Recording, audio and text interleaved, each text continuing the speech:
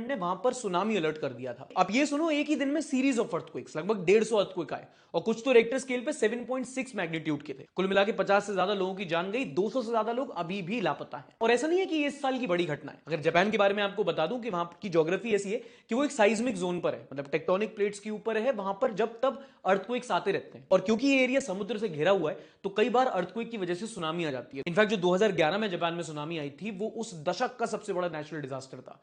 लाखों करोड़ों का नुकसान हुआ था, हजारों लोगों की जाने गई थी इस देश में। ओके, अगली खबर है finance related, specifically the Adani group. आपको याद होगा पिछले साल आई हिंडनबर्ग रिपोर्ट में अडानी के फाइनेंशियल्स पर काफी ज्यादा सवाल उठे थे। Adani Group companies are continuing to face backlash after a report from Hindenburg Research. Hindenburg Research. आरोप लगाया था कि भाई ऑफशोर कंपनीज से शेल कंपनीज बनाकर स्टॉक प्राइसेस इन्फ्लेट किए जा रहे थे। ये जैसी रिपोर्ट सामने आई वैसे ही अडानी के स्टॉक प्राइसेस गिर गए, मार्केट वैल्यू पे काफी ज्यादा असर पड़ा और कई लोगों ने बोला कि securities and exchange board of India, जो सेबी जिसको कहते हैं, वो एक इस पे जांच बिठाए। सेबी ने बाद में इसको एक क्लीन चिट दी थी। अब इस हफ्ते खबर ये है कि सुप्रीम कोर्ट ने सेबी की क्लीन चिट को एक हरी झंडी दे दी है और इस न्यूज के आने के तुरंत बाद एज एक्सपेक्टेड अडानी के जितने भी स्टॉक्स हैं उनमें एक स्पाइक देखा गया। उनकी जो वैल्यू थी वो दोबारा बढ़ गई ना। अडानी के शेयर्स का एक वी शेप रिकवरी हो गई, मौत को छू के से वापस। देखो, इस मामले में ज्यादा नहीं कहूंगा, बस ये कि जब बड़े बड़े लोगों में उठना बैठना हो ना तो छोटे मोटे मसले ऐसे ज्यादा कुछ कर नहीं पाते। अब सच बताना, अडानी के स्टॉक्स तो तुमने भी खरीदे थे ना?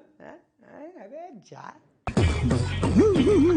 अच्छा चलो, स्टॉक्स नहीं, बट अगर आप घर लेने का सोच रहे हो तो अगली खबर से आप इत्तेफाक रखोगे। नाइट फ्रैंक एक ऑर्गेनाइजेशन है जो अलग अलग सिटीज का अफोर्डेबिलिटी इंडेक्स निकालती है उसके इनकम टू ईएमआई रेशियो पे। मोटा मोटा ये समझ लो, ये देखा जाता है कि अगर आप किसी सिटी में रह रहे हैं, वहां आपने लोन पर एक घर दिया है, तो आपकी जो टोटल इनकम है उसका कितना प्रतिशत हिस्सा घर की ईएमआई पे जाता है और उसको कैलकुलेट करके निकाला जाता है उस सिटी का अफोर्डेबिलिटी इंडेक्स। और नाइट फ्रैंक की इस रैंकिंग में पता चला है कि इस मामले में मुंबई देश का सबसे अनअफोर्डेबल सिटी है with affordability index of over 50%। मतलब वहां के लोगों की जो इनकम है उनका 50 से ज्यादा टका तो बस ईएमआई पे करने में चला जा रहा है। मुंबई के बाद नंबर आता है हैदराबाद का, सेकंड मोस्ट एक्सपेंसिव सिटी है। फिर आती है एक मीडियम कैटेगरी जिसमें आप बैंगलोर और एनसीआर की सिटीज को ले लो और सबसे अफोर्डेबल घर मिलेंगे आपको अहमदाबाद, पुणे और कोलकाता जैसे शहरों में। ये है बड़ी सिटीज में घर खरीदने का लेखा जोखा। एंड देखो, पर्सनली अगर मेरी मानो तो टीयर 1 सिटी में आजकल रहना ही बेकार है। एक तो इतनी शूशाबाजी, ऊपर से आजकल का अलग रोना, पॉल्यूशन।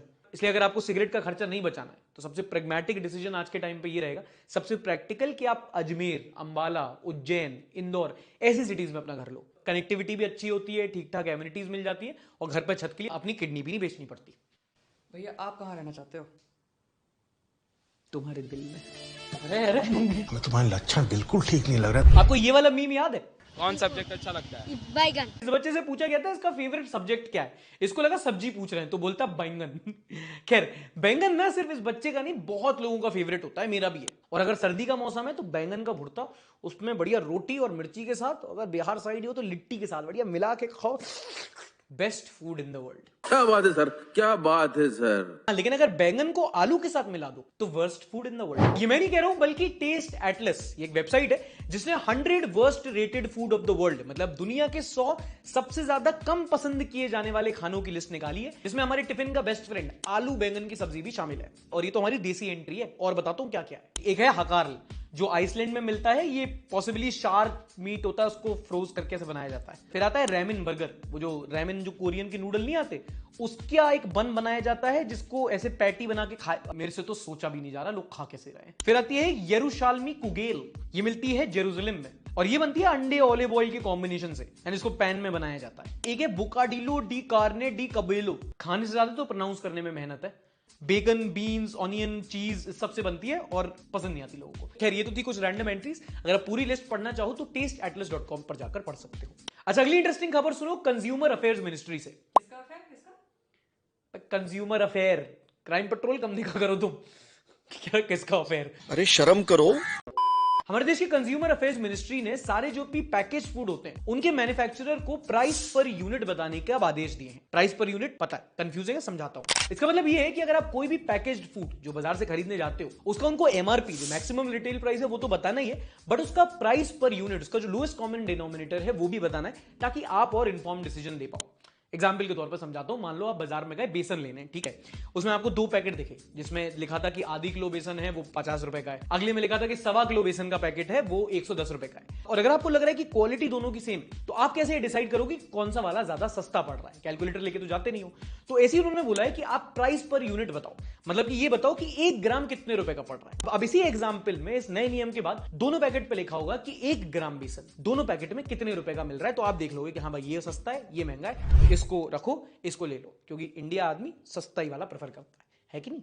मैं भी मिडिल क्लास हूं तो मुझे पता। अच्छा, ऐसे ही एक और मैंडेट आया है, ये वाला है हॉस्पिटल को लेके, ध्यान से सुन लो। कल क्या पता आप किसी का सर फोड़ दो तो पता होना चाहिए। सरकार ने आदेश दिए है कि कोई भी हॉस्पिटल में अब कोई जो क्रिटिकली इल पेशेंट होगा उसका आईसीयू में दाखिला तभी होगा जब वो या उसके अनकॉन्शियस होने में उसका घर परिवार वाला चाहेगा। उन लोगों की इजाजत के बिना हॉस्पिटल वाले उसको जबरदस्ती आईसीयू में नहीं रख सकते। अब ये इसलिए हुआ क्योंकि अगर आप काफी टाइम पहले अक्षय कुमार की एक मूवी आई थी गब्बर, अगर आपको याद हो, तो उसमें उसको आईसीयू में रखे रहते हैं पेशेंट को, बताते नहीं है वो मर चुका होता है लेकिन बिल बढ़ाते रहते हैं। एंड नॉट ऑल बट कई बार ऐसे केसेस सामने आए जब कुछ हॉस्पिटल्स ने कुछ पेशेंट्स को आईसीयू में जबरदस्ती दाखिला करवा दिया जब उनके बचने के चांसेस बहुत कम थे या क्लोज टू 0 थे, और 10 तरह के उन पर अननेसेसरी ट्रीटमेंट करके अपना बिल बढ़ाया, जिससे लोग काफी परेशान थे। तो अब सरकार ने आदेश दिए कि आईसीयू में भाई ये बंदा तभी जाएगा जब उसके घर परिवार वाले चाहिए। अब इसमें 2 तरह के, जो आम लोग हैं वो तो कह रहे हैं हाँ ठीक है, अस्पताल वाले मनमानी करते थे, अपना बिल बढ़ाते थे, लेकिन जब डॉक्टर से पूछा गया तो डॉक्टर ने बताया कि अब हम बड़े एक डिफिकल्ट पोजीशन में आ गए, क्योंकि आईसीयू में ये लोग डलवाएंगे नहीं, और अगर आईसीयू में नहीं जाते हैं और वो चांसेस जहां पे पेशेंट बच सकता है तो फैमिली ये मानेगी नहीं कि भाई रिस्क ज्यादा है। तो डॉक्टर्स का कहना था कि इससे अब हम और परेशान होंगे,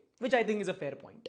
अच्छा, अब जेन्युइनली अपने आप से पूछ के बताओ कि इनमें से कितनी न्यूज थी जो आपने टीवी चैनल्स पे देखी, लेकिन टीवी चैनल पे पता क्या न्यूज देखने को मिली? सीमा हैदर मां बनने वाली है और उनको एक बेटा होगा। कैसे पता? क्योंकि उनके जो ससुर साहब हैं उन्होंने उनका हाथ देख के बता दिया था। सचिन के पिता ने सीमा हैदर का हाथ देखकर दावा भी किया है कि उनके यहाँ लड़का होगा। मीडिया वालों कितनी बेइज्जती कराओगे, अब तो इज्जत भी नहीं बची। सीमा हैदर मां बनने वाली है, खबर सुनने के बाद गोदी मीडिया। भारत 24, सीमा हैदर हैं प्रेग्नेंट, दादा ने हाथ देकर बताया होगा लड़का।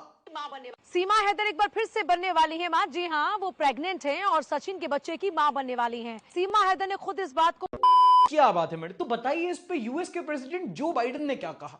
मोदी जी ने इमरजेंसी मीटिंग बुलाई कि नहीं बुलाई? ये जर्नलिस्ट बोलते हैं खुद को, ऊपर वाले से तो डरो, मेरे ऊपर वाला तो मकान मालिक है, अपने ऊपर वाले से डरो। And the last news is from sports. Australia के महान दिग्गज बल्लेबाज डेविड वार्नर अब टेस्ट क्रिकेट से संन्यास ले चुके हैं। हाल ही में पाकिस्तान के साथ जो टेस्ट सीरीज चल रही है उसमें डेविड वार्नर ने अपना आखिरी इनिंग्स खेली, and personally for me it is a big news क्योंकि I have been a big fan of David Warner. और अगर आप भी क्रिकेट फॉलो करते हैं तो आप जानते हो कि डेविड वार्नर अगर एक बार फॉर्म में आ गया तो बॉलर्स कब को पाते थे उसके सामने बॉलिंग करने से, इतनी सबलाइन तरीके से खेलता था। Player who was involved in 2015 world cup victory and in 2023 world cup victory of the Australian cricket team, and also a legendary player of IPL franchise Sunriser Hyderabad. हालांकि मुझे लगता है कि उतना रिस्पेक्ट उस प्लेयर को मिला नहीं उस फ्रेंचाइजी से, बट होपफुली आगे जाके हम उनको दिल्ली डेयरडेविल्स में, दिल्ली कैपिटल्स में देखेंगे।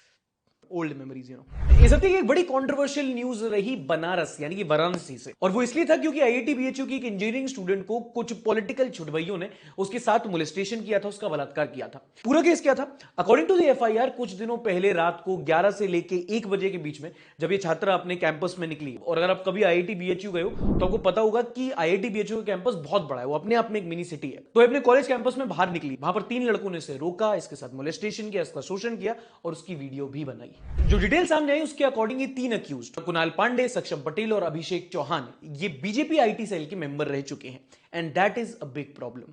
क्योंकि सिर्फ एक केस नहीं था, जब इनका अरेस्ट किया गया और पूछताछ की गई तो पता चला कि ये टाइम एंड अगेन ही हरकतें करते थे। In fact according to their own confession, they visited the university premises between 11 PM and 1 AM actively seeking opportunities ostensibly to harass women.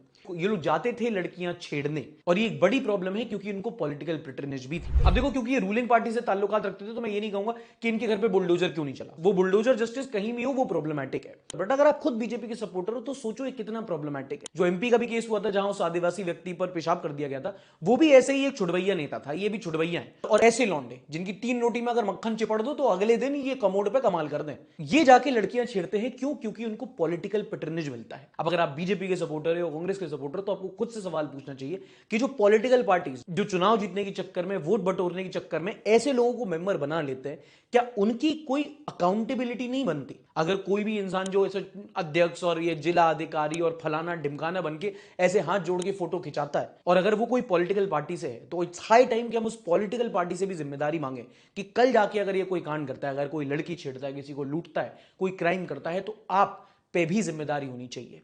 Next segment is share बाजार, जहां हफ्ते की जो सबसे ज्यादा शेयर की गई टॉक्ड अबाउट न्यूज थी उसके बारे में हम बात करते हैं। ये इस हफ्ते थी आमिर खान की सुपुत्री इरा खान और उनके बॉयफ्रेंड नूपुर शिखरे की शादी, जिसमें नूपुर जो दूल्हा थे